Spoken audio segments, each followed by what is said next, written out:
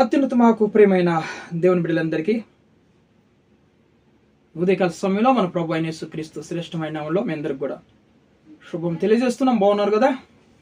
మీరు కుటుంబాలంతా కూడా క్షేమంగా ఉన్నారు కదండి? ప్రభు ఇంటికాల సమయం అంతా కూడా మనల్ని కాచి కాపాడి దీన్ని మనం బహుమానంగా ఇచ్చినాడు కాబట్టి ఆయన పరిశుద్ధ నామానికి మహిమ కలుగును గాక. పరిశుద్ధ గ్రంథంలో అనేక కృపావార్తల కోసం మనం ఎదురు చూస్తున్నాం కదా. నేటి దేవుడు మనకు కనిపించినటువంటి కృపావార్త యెషయా గ్రంథము 57వ అధ్యాయము 19వ వచనం. యెషయా గ్రంథము 57వ అధ్యాయము 19వ వచనం. వారిలో కృతజ్ఞతా బుద్ధి పుట్టించుచు దూరస్తులకును సమీపస్తులకును సమాధానమని చెప్పి నేను వారిని స్వస్థపరిచేదను. యెహోవా సెలవిచ్చుచున్నాడు. దేవునికి స్తోత్రం. చూడండి, దూరస్తులకును సమీపస్తులకును సమాధానము అని చెప్పి నేనే వారిని స్వస్థపరిచేదనని యెహోవా సెలవిచ్చుచున్నాడు. Praise the lord. దేవుని నామానికి మహిమ కలుగును గాక. ఈరోజు దూరస్తుల్ని సమీపస్తుల్ని దేవుడు సమాధానము కలుగజేస్తాడంట. వారిని స్వస్థపరిచేదను అంటున్నాడు దేవుడు. హల్లెలూయా. ఈరోజు కొంతమంది సంపాదన కోసం, ఉద్యోగం కోసం, కాలేజీల కోసం, చదువుల కోసం ఎంతోమంది దూర ప్రాంతాలకు వెళ్ళి ఉంటారు కదండి. ఆయా దేశాలకు కూడా వెళ్ళి ఉంటారు కొంతమంది దూరంగా వెళ్ళి చదువుకోవడము, కొంతమంది ఉద్యోగాల దూరానికి వెళ్ళడము, ఎంతోమంది మన బంధువులలో అలాగ వెళ్ళి ఉంటారు కదా. దేవుడు దూరస్తుల్ని చూడండి, దూరస్తులకును సమీపస్తులను కూడా దేవుడు సమాధానం అని చెప్పి నేనే వారిని స్వస్థపరిచేదనని దేవుడు ఈరోజు సెలవిస్తున్నాడు అన్నమాట. దేవుడి నామానికి మహిమ కలుగును గాక. దేవుడు ఈరోజు వారందరిని కూడా నేను కాపాడుతాను, వారిని స్వస్థపరుస్తాను అంటున్నాడు దేవుడు. ఈరోజు మన బంధువులు కానీ, మన స్నేహితులు కానీ, ఎంతోమంది మన కుమారులు కుమార్తెలు కానీ ఈరోజు మన మధ్యలో ఎవరైనా అలాంటి వారు ఉద్యోగాలకు కానీ, వ్యాపారం చేయడానికి కానీ, చదువుకోవడానికి కానీ మరి చాలా దూరము వెళ్ళి ఉంటున్నారా? భయపడకండి.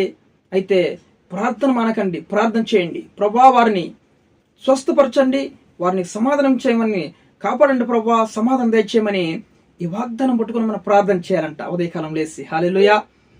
ఈ ఉదయకాలము లేసి మనం ఎప్పుడైతే వాగ్దానం పట్టుకుని ఎత్తుకొని ప్రార్థన చేసినప్పుడు దేవుడు వారిని కాపాడి సమాధానంతో నింపి వారిని స్వస్థపరుస్తానంటున్నాడు. ఈ సమస్యలో ఇరుక్కోకుండా, అనారోగ్య పాలు కాకుండా వారిని కూడా నేను స్వస్థపరుస్తాను. మరి దగ్గరలో ఉన్న వాళ్ళని, మన కుటుంబస్తుల్ని, సమీపస్తుల్ని కూడా నేను స్వస్థపరుస్తాను, నేను సమాధానం ఇస్తానన్నాడు దేవుడు. దేవుని నామానికి మహిమ కలుగును గాక. హల్లెలూయా. అవును, ఆయన స్వస్థపరిచే దేవుడు. ఆయన వాగ్దానం చెప్పినప్పుడు ఆయన నమ్మదగిన దేవుడు. వాగ్దానం చేస్తే నమ్మదగిన దేవుడు ఆయన. హెబ్రీ 10:23 కూడా చూడ, వాగ్దానం చేసిన వాడు నమ్మదగిన దేవుడు. ఆయన వాగ్దానం చేసిన దేవుడు నమ్మదగిన దేవుడని సెలవుస్తున్నాయి కదా ఆయన లేఖనాలు. కీర్తన గ్రంథంలో కూడా చూడండి, 146వ కీర్తనలో ఉంటుంది. 146వ కీర్తన కూడా 146వ కీర్తనలో 6వ వచనం. ఆయన ఆకాశమును, భూమిని, సముద్రమును, దానిలోని సర్వమును సృజించిన వాడు. ఆయన ఎన్నడూ మాట తప్పనివాడు. హల్లెలూయా. సంఖ్యాకాండంలో కూడా ఉంటుంది. అబద్ధం ఆడుటకు ఆయన మానవుడు కాదు, పశ్చాత్తాపడుటకు ఆయన నరపుత్రుడు కాదు. ఆయన ఎప్పుడు కూడా అబద్ధం ఆడని నేరని దేవుడు. హల్లెలూయా. వాగ్దానం ఇస్తే నెరవేర్చే గొప్ప దేవుడు, మాట తప్పని దేవుడు ఆయన. ఆయన మాట ఎంతో స్పష్టమైనది, మిక్కిలి స్వచ్ఛమైనది ఆయన మాట. ఆయన మాట చూడండి, మనుషులు మాట చెప్పి మరి చేయకపోవచ్చు, మనసులో ఇది చేస్తానని చెప్పి చేయలేకపోవచ్చు, మనసులో ఇది చేస్తాను, నీకు సహాయం చేస్తానని చెప్పి తప్పించుకొని వెళ్ళిపోవచ్చు, వాళ్ళు మాట తప్పొచ్చు. కానీ దేవుడు మాట తప్పని వాడు. ఈరోజు దేవుడు అంటున్నాడు, దూరస్తులందరినీ, సమీపస్తుల్ని సమాధానం అని చెప్పి నేను వారిని స్వస్థపరిచేదను అంటున్నాడు. నేను వారిని స్వస్థపరిచేదను అంటున్నాడు దేవుడు. హల్లెలూయా. స్వస్థపరుస్తానని దేవుడు చెప్పాడా? ఖచ్చితంగా వాళ్ళందరినీ కాపాడుతూ సమాధానంతో నింపి దూరస్తుల్ని ప్రతి నిమిషం కాపాడి వాళ్ళని ఆరోగ్యం ఇచ్చి స్వస్థపరుస్తా అంటున్నాడు దేవుడు. ఆయుస్సు ఆరోగ్యం ఇచ్చేది మన దేవుడే అండి. ఆయుస్సు ఆరోగ్యం ఇచ్చేది దేవుడే. ఇశ్రాయేల్ ప్రజల్లో శతాధిపతి అయినటువంటి తన దాసుడు అనారోగ్యంతో ఉన్నప్పుడు, ఇంకా చనిపోతాడు. ఇంకా కొంత సమయంలో అతడు భయంకరమైన అనారోగ్యంతో ఉన్నప్పుడు కొంచెం ఎంతో దూరం నుంచి తన యొక్క యజమానుడు యేసుప్రభు దగ్గరకు వచ్చి, యేసయ్యా, నా దాసుడు మరణ పడకల్లో ఉన్నాడు, వారిని స్వస్థపరిచేసే అని వేడుకున్నప్పుడు, నేను వచ్చి అతన్ని స్వస్థపరుస్తానన్నప్పుడు, ప్రభా, నువ్వు నా కుటుంబానికి రావడానికి నేను యోగ్యుని కాదు ప్రభా, ఈ అర్హత లేనటువంటి వాడిని, మీరు మాట సెలవిస్తే చాలు నా దాసుడు స్వస్థపరచబడతాడన్నప్పుడు, ఇశ్రాయేల్లో నేను ఇంత విశ్వాసం ఇశ్రాయేల్లో ఎవరిలో కూడా నేను చూడలేదన్నాడు దేవుడు. హల్లెలూయా.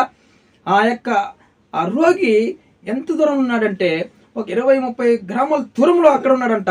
అంత దూరం నుంచి వెతుక్కుంటూ యేసుప్రభుని వచ్చాడు తన యొక్క యజమానుడు శతాధిపతి. వచ్చి నా దాసుని స్వస్థపరచు ప్రభు అని అడిగినప్పుడు, నేను వచ్చి స్వస్థపరుస్తానంటున్నాడు. నువ్వు రావనక్కర్లేదయ్యా, నువ్వు మాట సెలవిస్తే చాలు అక్కడ అద్భుతం జరుగుతుంది అన్నాడు. నమ్మాడు. ఈరోజు మనం ప్రార్థన చేసి నమ్మాలి. మార్కు సువార్తలో, లూకా సువార్తలో ఏమంటది, మీరు ప్రార్థన చేసినప్పుడు ఏటిని అయితే అడుగుతున్నారో అవి దొరికినవని నమ్మాలంట. ఫస్ట్ మనం విశ్వాసం ఉండాలి. మనకి నమ్మినప్పుడు అది ఖచ్చితంగా అది జరుగుతుంది. హల్లెలూయా. విశ్వాసం ఉండాలి. మనం ప్రార్థన చేసినప్పుడు ఇది జరుగుతుందని నమ్మినప్పుడు ఖచ్చితంగా జరుగుతుంది అనమాట.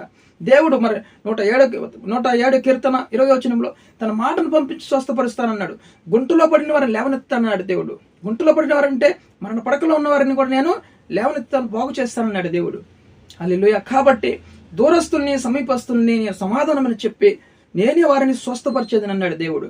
ఆ శతాధిపతి యొక్క దాసుని తన మాటను పంపించాడు. మధ్యాహ్నకాల సమయంలో మాటని పంపించినాడు. తెల్లారి తన యజమానుడు ఆ దాసుని దగ్గరికి వెళ్ళినప్పుడు అతడు బాగా ఉండడము, అతడు కోలుకొని ఆరోగ్యకరంగా ఉండడము తన యొక్క యజమానుడు చూశాడనమాట. నువ్వు ఏ సమయంలో లేచి నీకు బాగా కలిగిందన్నప్పుడు, మధ్యాహ్నం 1 గంటకి నేను కరెక్ట్గా లేచి బాగా పనిచేయగలిగాను, మంచి ఆరోగ్యకరంగా ఉన్నాను అని చెప్పినప్పుడు యేసు ప్రభు ఆ మాట చెప్పింది అదే సమయంలో చెప్పాడంట. అదే సమయంలో తన దాసుడు స్వస్థత కలిగింది అక్కడ. హల్లెలూయా. ఎంత దూరంలో ఉన్నాడు, 20 గ్రామాలు దాటి అక్కడ తన దాసుడు ఉన్నాడు. అంత దూరం నుంచి తన యజమానుడు ఎత్తుక్కుంటూ వచ్చాడు శతాధిపతి. యేసు ప్రభు మాటలో గొప్ప శక్తి ఉంది. తన మాటను పంపించి ఆయన కాపాడే దేవుడు, స్వస్థపరిచే దేవుడు.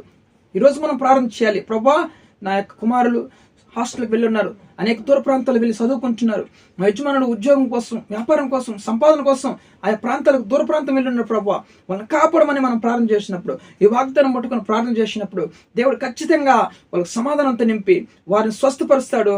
వాళ్ళకి ఏ సమస్య లేకుండా మనం కాపాడుతాడు దేవుడు. దేవుని పరిశుద్ధ నామానికి మహిమ కలుగును గాక. శతాధిపతికి అంత విశ్వాసం ఉంది, మనకు కూడా అంత విశ్వాసం కావాలని మనం ప్రార్థన చేద్దాం. వీడియో చూస్తే మీరు అందరూ కూడా దయచేసి సబ్స్క్రైబ్ చేయండి, లైక్ చేయండి, ఇతరులకు షేర్ చేయండి. ప్రార్థన చేసుకుందాం.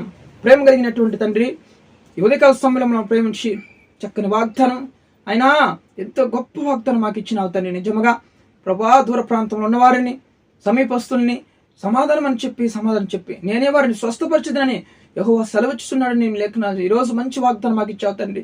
మా దూరస్తులందరూ కూడా నాయన కాపాడే దేవుడివి, సమీపస్తులను కాపాడుతున్నావు. అనుదినం కూడా నాయన ఈ వందనాలు చేస్తున్నా ప్రభా తండ్రి. ఎంతో మంది నాయన ప్రభా సమస్యలు ఉన్న వారిని కాపాడండి, అయా రోగములతో ఉన్న వారిని స్వస్థపరచండి, పరిణేస్తులందరినీ కాపాడండి, ప్రతి విధమైన కీళ్లను తప్పించండి.